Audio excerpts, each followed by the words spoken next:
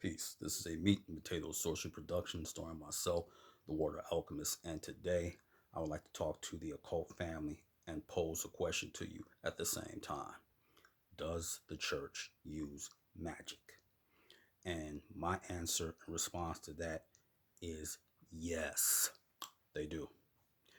But the thing is, the church suppresses history from a social political standpoint, but they also suppress it from an occult standpoint. You have to know something about the church. The church takes the same approach that Fidel Castro took in 1959 with the July movement, which got rid of Batista. And one of the first things that Castro did, Castro made sure that he suppressed Santeria. This was done before in Germany with Adolf Hitler, who was an occultist and he avoided being reincarnated, just so the family knows. But what did he do? He suppressed the anthroposophical schools, which were created by Rudolf Steiner. Now, the church does the same thing because we have to remember something. Magic is a science, ancient wise, and it's also an art. But in order for it to be successful, you have to deal with psychology. This is what the church does very, very well. Don't believe me? Look at the things that they will use. Young men, older men.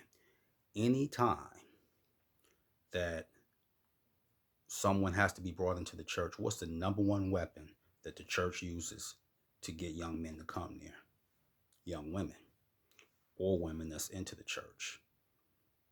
You have to understand something. The woman can be utilized as a very powerful, powerful weapon.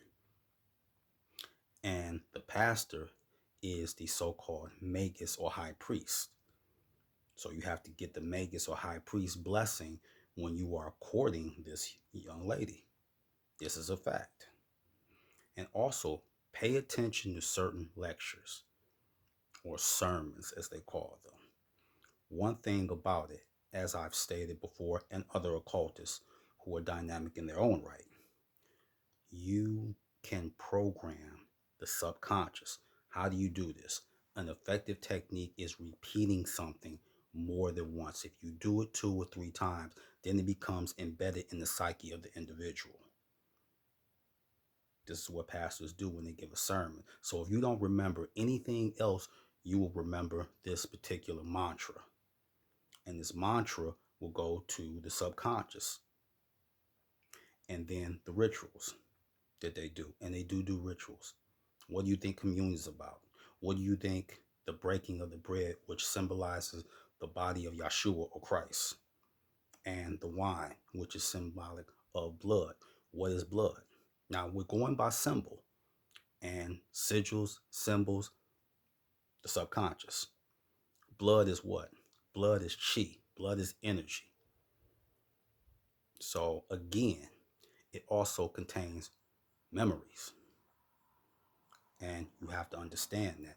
So the church does practice a form of magic and sorcery, but they feel that they have divine right sanctioned by Jehovah or Yahweh to do it.